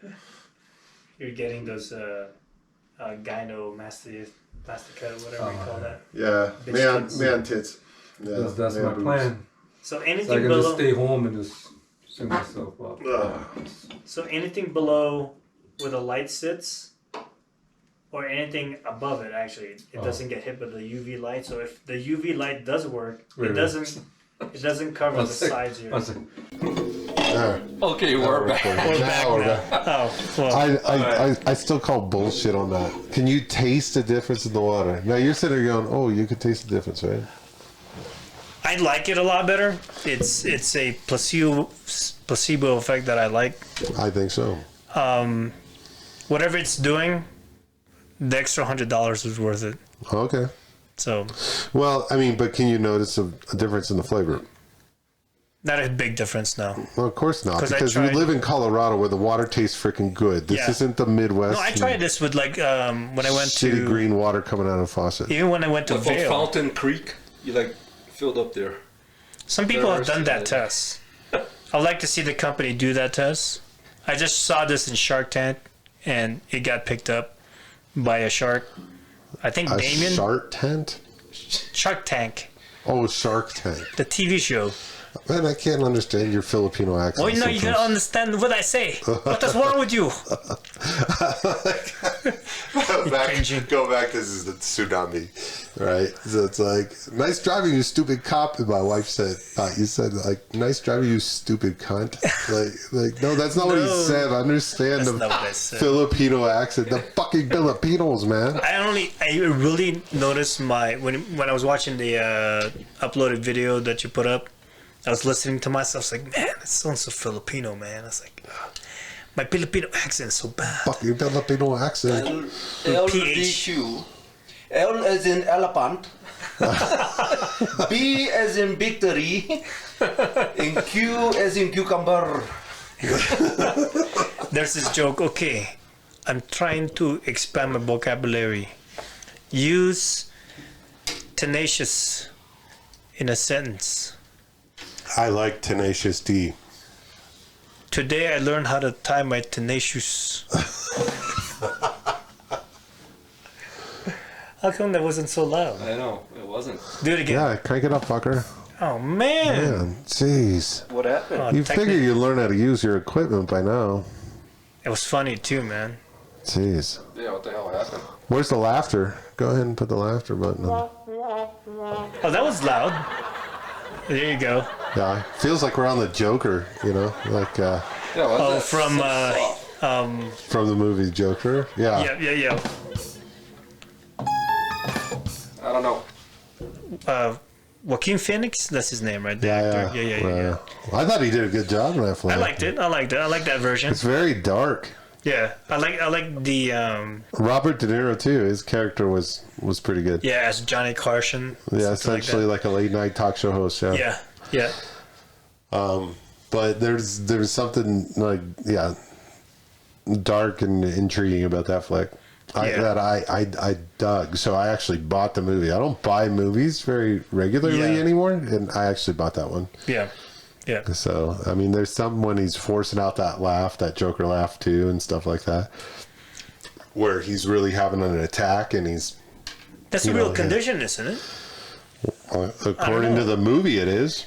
Well, I thought something along those lines. Somebody aren't able to control their laughter was a disability. I can't remember. I guess we'll have to look it up. Yeah, well, I mean, in the movie that's It's how like it's Tourette's. portrayed. Yeah, People have Tourette's, cannot control their language, oh, it's insane. their tics. Al knows. I know.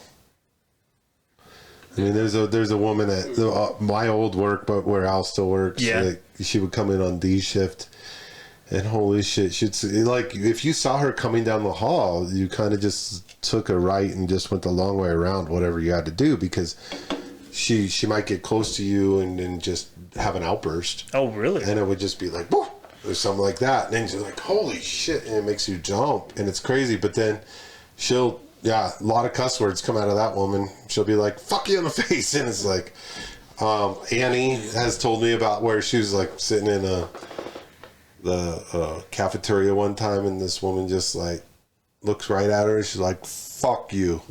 And it's like, holy shit. Or that's crazy. You know, stuff like she's heard her in the bathroom before, like what the fuck, and it just going crazy inside one of the stalls. But it's almost you feel bad when you see that, because you go, man, what's it like? Because when she would have these outbursts, right?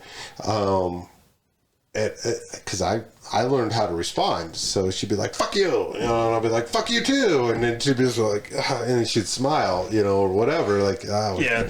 But I mean, I'll say it right back to her, and then I know, okay, it's not ill-intentioned or anything like that. I think, isn't it also like stress induced that I think it's an anxiety sort of thing. Yeah. Yeah. Right. Yeah. I think that makes sense. I know it's like it's a real physical impairment or something like that. Yeah, neurological impairment or something. It is, and I think that the only way that woman can have a job at where I used to work is that you have to be on. Okay, yeah. Well, you would have to be on night shift. How long she was there? Years. Years. Yeah. Oh wow. Okay. Yeah. I like Clay. Clay's like, how come only when I walk around she says asshole? Well, she does speak some truth, Clay. Yeah, right. But we're gonna. I never heard her call or anyone else that. We're gonna continue with the Rittenhouse. The Rittenhouse. I mean, I think we pretty much wrapped it up. Okay. I mean, well, there's so many directions you can go with that. I mean, yeah. And I'll tell you what I think the defense did wrong too. I mean, there's plenty of that as well. You know? And a lot of it is that there were several times where they had somebody on the witness stand. And it's like, okay, you just opened a can of worms. Dig in. Yeah, right. And they didn't. Yeah. So, I mean, again, you look at the prosecution. You look at. Are you recording? Yeah. You look at the prosecution, look at Binger and all that stuff, and you wonder, like, how much of his heart is really in this? Like, Binger's heart? Yeah. Does he make it need to sound so outlandish to where this kid gets off? But he's not going for justice. He's definitely going for... Well, no. Neither, our vice president did this same thing to get to higher ranks in her position as well, amongst doing other things. But it's just putting away innocent people behind bars. as a prosecutor. This guy's he's either one trying to make a name for himself, or two, he's trying to make it sound so outlandish that the jury has no choice but to find in favor of Kyle. So did you notice that? Because they went after him without actually studying anything, they started charging him. The way the prosecution presented their closing statement, Binger repeatedly trying to insinuate the intent, even though when you watch the video, it's not clear. I noticed that. He's narrating to the juries what they think they should think. He's trying to plant the thought into one thing it was too, when he was talking about Rosenbaum in those closing statements, he's like, well, then Rosenbaum said stuff like, if I catch you, blah blah blah. No, it's not blah blah blah. It's, if I catch you, I will fucking kill you. Yeah. Like that's so, but he said blah blah blah in his closing statements. No, come on, man. Like, let's be real.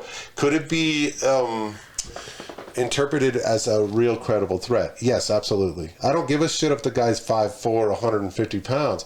That's the other argument. He was all bark and no bite, and that's what this prosecutor was saying at the end. And it's like, really? Because when I look at his charges, not only is child molestation on there, but domestic violence is on there as well. And he was physically chasing Kyle. And he was physically chasing Kyle. And he's not trying to stop an active shooter or somebody he thought that was trained. That is not a response that you do when someone points a rifle at you. No. You don't charge at them. Someone's going to point a gun at you. You're likely going to run the other way if you're in real fear. And then that was the other thing the lawyer brought up. Like, isn't it reasonable to believe that, Kyle, if you were pointing a gun at Mr. Grossnuts, whatever his name is. So what, that he would feel threatened and he could return that. And it's like, but okay, fair enough. That's a fair enough statement. Okay, yeah, he could feel threatened, therefore he's pointing his gun at Kyle. Good. Who's engaging who? Right. He chased Kyle was not engaging anybody. Kyle was sitting on his ass. He was running away. Well, there was a photograph. He was sitting down. Yeah, that point. Yeah, he was trying to get away. So who was engaging who? And there was the picture of Gage with his hand grabbing his his pistol behind his back, and they pointed out where Kyle was, almost like a half a block away. Right. So Grosswich has to actually run towards him. So if you're in danger, you feel for your life, right? And you don't know the situation, who's in the right, on the wrong. You don't really intervene. I think that Kyle had a training that a lot of people who have concealed carry are trained to do, and that's do de-escalate. And there was plenty of witness testimony too, saying instances where he de-escalated things. Right. I like the female police officer that got up on the stand too, talking about the function of an AR-15 and so on and so forth. You can't re-rack an AR-15 when you have. Well, and that's the other thing too, is that like when you get in these court cases too, is like people. They have no idea. The freaking media, they misuse words like misfire or failure to discharge or any of these. They don't know their terminology very well. Right. And many of us are limited to a certain degree, but they just kept saying racket. Oh, he pulled the slide back. It's like, well, an AR-15 doesn't have a slide. Right. An AR-15 has a charging handle, and it's got a bolt carrier group that you're pulling back. Right. And racking. So it's, again, the terminology's way off base, but and I love, the most entertaining part of it is when the lawyers get up there, because they talk about this shit as if they know exactly what they're talking about, like there's some sort of firearms fucking instructor. Binger flagged the whole entire courtroom when he pointed the gun. Yeah. I was like, oh my god. It's like, he had his finger on his trigger, and he was pointing the gun towards either somewhere. I don't know if he's pointing at the wall. At least the defense had a sense. Even though he put his finger on Richards, even though he put his finger on the trigger on his left side, he didn't bring it up to ready. Yeah. Right? He just had it down here. Even when he demonstrated, like, I'm just going to point it down here. I'm not going to bring it up. He had better discipline than... Show me where Kyle, like, any instance other than shooting, the actual act of shooting somebody, where did Kyle bring that freaking muzzle up to where it was a danger to other people? Well, they said it was yellow pants, right? But he even escalated that situation too. Yeah. Because he said, "Hey man, you pointed the gun at me," and he was like, "Yep, I did." Yeah, he whatever the answer was, but Kyle said that so he can de-escalate and just walk away. Well, right? I mean, but that's the whole thing. It's like, but he wasn't even. Look, you've been through firearms safety courses. I've been through firearms safety courses, and what are you trained to do is if you're carrying, dude, you de-escalate as much as you can. You avoid fights. You back off. Hey man, I don't want any problems. That kind of thing. Mm-hmm. And I didn't see anything other than that from Kyle. There was no aggression on Kyle. Right. Yeah. Right. And that's one of the things that the jury has to find in order for the counts to them to convict a guilty verdict. Well, let's put. I'll throw this out there. If Rosenbaum had not acted the way he did and Kyle shot him, the other two guys probably wouldn't have gotten shot either. Yeah. Yeah. If Rosenbaum started the whole thing. Yeah. Kyle, everybody else was a reaction because Kyle shot Rosenbaum. But why did he shoot Rosenbaum? Because Rosenbaum was acting aggressively toward him. And it wasn't because Kyle was there. He should have just stayed home, kind of BS. No. I was like, if Colorado Springs or whatever town we live in, dude, I was almost in that. Because I got a buddy from Kenosha. I have a friend from Kenosha. Oh my God. And he's like, dude, my parents are elderly. Let's go up there and I gotta help protect my parents' house. Right. So we ended up not going because things started dying down. Right. But if I had gone there, I mean, I could have been there just the same. You would have been on the stand. But you know what? If the BLM wasn't allowed to have riots, then that none of that would have happened. Rosenbaum would still be walking around. All these guys would still be walking around, and what's his name would still have all of his jerk force still there. So I like the questioning that Binger was going at. He was just going on and on, trying to make Kyle a bad person. And I made this comment: Kyle, weren't you crossing the street at this point? And it was illegal to jaywalk. Weren't you doing that, correct? As you were walking across the street, you knew you were going to shoot some people and potentially kill them, didn't you? Didn't you say to people, You know what, hey, I'm a medic. After I fix you, I'm going to kill you. Do you know my reference when I call him Lord Baelish or Peter Baelish or Littlefinger or any of that? Not really. Have you ever watched Game of Thrones? No, just clips. Okay, so there's a character in there and it looks like him, right? Oh, yeah. So there's a character in there. He's a heavy manipulator, plays kind of sort of both sides of the fence, big time manipulator guy. So that's why I call him Lord Baelish, because he looks like him. Peter Baelish, whatever. Littlefinger is his nickname. Man, I can't believe you haven't seen Game of Thrones. That's a really good. I mean, I'm rare. I'm a rare species. Well, man, I've given you two good things to go watch. Look, Yellowstone and Game of Thrones. You like good acting? You got good acting. I watched the YouTube highlights before the finale, and then I watched the finale. So I was like, okay. I was like, I was caught up. I'll watch Game 7 of the World Series, please. Yeah. I know the first, I know the series had really good acting storylines, and it's good. There's a lot of scenes in it that it's essentially softcore porn. I remember the brothel scene. Yeah. With what's it, Peter Dinklage character with the kid. It's like, so tell me, how did you get the women to do that? They were like drilling. Yeah, well, Peter Dinklage does a great job in that whole series. Yeah. He manipulates it his own way, but he's a Lannister, right? So the Lannisters are rich and they're powerful, but he's sort of the reject Lannister in the sense that he was a dwarf. Yeah. And his sister Cersei's, an asshole, and then his brother, is it Jamie? I don't know. He's an asshole too. But essentially, his brother and sister are having sex with one another. So, Right. But yeah, it is a very well written, very well acted. I think scripted and everything else. It's probably based on the true series. story that we don't know about that probably did happen. Perhaps. Because reality is stranger than fiction. But I will tell you too, man. You could, dude, go home and watch Yellowstone. I'm telling you, it's good. That's a Is great it in series. Netflix? Or No, you got to buy it. So okay. it's. I don't know if it's an HBO or whatever, but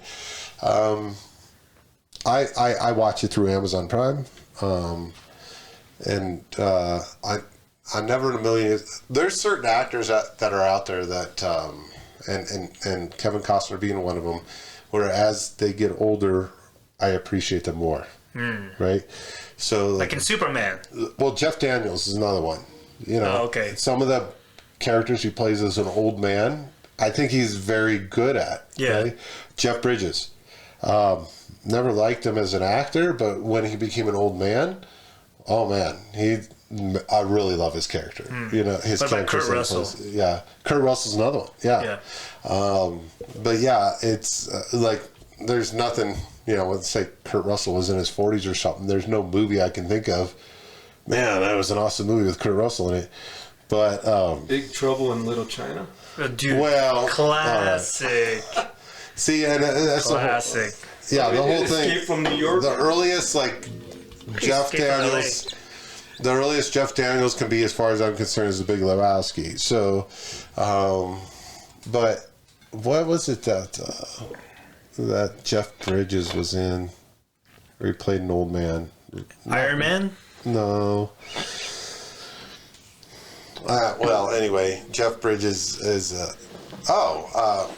Didn't he play in True Grit? The new. Oh, yeah. I was remake going of to say True Grit? Open Range, but yeah, it was True Grit. Right? Yeah, and I thought he was awesome in that. I mean, but he was also in a movie. Jeff Bridges was in a movie called White Squall, which I thought was a good movie as a kid, but I didn't like him per se. White Squall was a White Squall. I don't want people to think like I'm racist against American Indians because I said What? squaw, You're racist? even though I'm married to an American Indian. But my point is that White Squall, which it's a good flick, but I wasn't a big Jeff Bridges fan when he was around that age. But yeah, as he got older, he was one of those ones where it's like, oh yeah, dude, so there are certain actors that they hit a certain age or a certain prime in their older years where I go, oh yeah, dude, you're a good actor. Yeah. Yeah. So I think another great actor, not talking about age or how old they are, I think Leo DiCaprio is really, really freaking good. Like all the characters he played. yeah, when you look at his entire career, it was really good. I loved him pretty much in everything I've seen him in. I think Basketball Diaries I thought was good. I thought when you even fast forward a little bit to Blood Diamond, I thought that was good. What about the one with Johnny Depp? What is that one? It was Eating Gilbert Grape. Yeah. Whatever. What's Eating Gilbert Grape? Gilbert Grape. Yeah. Yeah, and he did a really good job in that. And of course, I love him in Wolf of Wall Street. Oh yeah. What Yeah, about the opposite? That actors that was really awesome, that just turned to shit as they got older. Like De Niro. I think De Niro went downhill. Kevin Spacey for me. De Niro was great in his younger years for sure. Goodfellas and stuff like Even that. De Niro was awesome. I think even Al Pacino was another one where they almost got to pick up these little bit parts in order to keep the paycheck going. Heat's classic. oh man. yeah. Heat's, Oh my God. Heat's classic. Heat. God, I haven't seen Heat in forever. Yeah, Pacino everybody. and- Pacino, De Niro, De Niro. Stallone was in that. Whatever happens, I'll be there.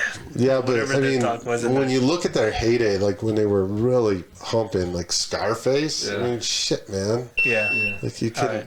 Is it over? ran right. out of memory. You can't, but we're still recording on the mixer. But you can't, like I'm buying a Pacino and Scarface. Like you can't mess with that. That's too they're good. legends. They're legends. Yeah, I and agree, then but- obviously pretty much everybody from Pesci to De Niro and was it Ray Liotta in Yeah. Goodfellas? Yeah. Goodfellas is a fantastic fucking Yeah. movie, man. Oh, yeah. I mean, so Yeah, classic. Casino. Casino was good. It had that lull in it. Casino was like Goodfellas too. Yeah. Yeah, it had all the same characters, but it had a lull in it. Whereas to me, Goodfellas just kept on moving. And then that opened the door to other stuff. Like when Sopranos came out, I got hooked on Sopranos. Probably. What is the the new series with Sopranos is like when he was a kid. Yeah, there's started something coming watching out. that? There's something coming out with that, or something that came out with that. I haven't watched any of it. I got hooked on when Sopranos was about season 3. That's when I got hooked on it, and then I binge watched the shit out of that. But that's back when I didn't have HBO. People still had regular cable TV. Yeah.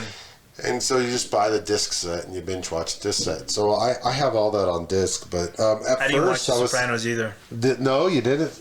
Tony Soprano. Yeah. At first, I was like, man, this guy seems like weak, almost like a beta male. Like, Yeah, right.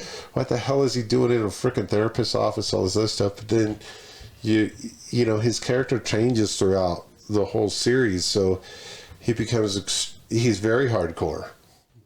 So I love The Sopranos too. I mean, it's just a good series. Want to wrap it up? Yeah. Yeah, wrap it up, B. Like 24 minutes added on. Added on, so we're like an hour and 30, 40 minutes. So, Hour all right, 45. everybody, thank you for joining in. If you're watching this, Yeah. we'll see you next time. Next time. That's not the right. Oh, there you go. There we go. All right, guys. Joe Satriani. We'll see you guys next time. Bye. Bye. Bye.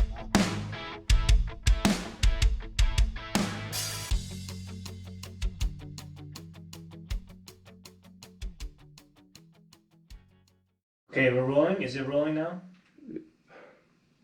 But we're not recording here, though. Yeah, we're not. I mean, we're not rolling, but Is it on standby?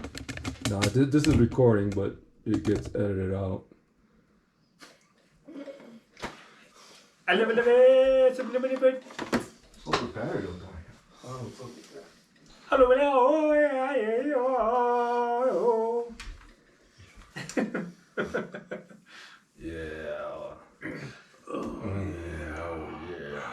This sounds good.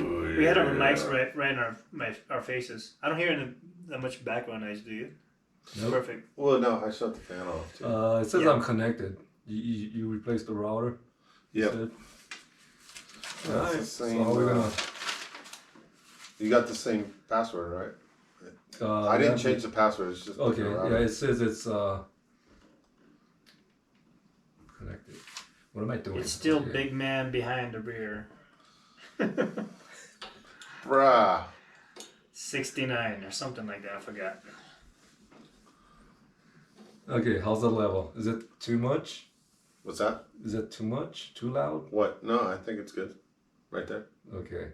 For me, anyway. Okay, I gotta turn mine's down. Alright.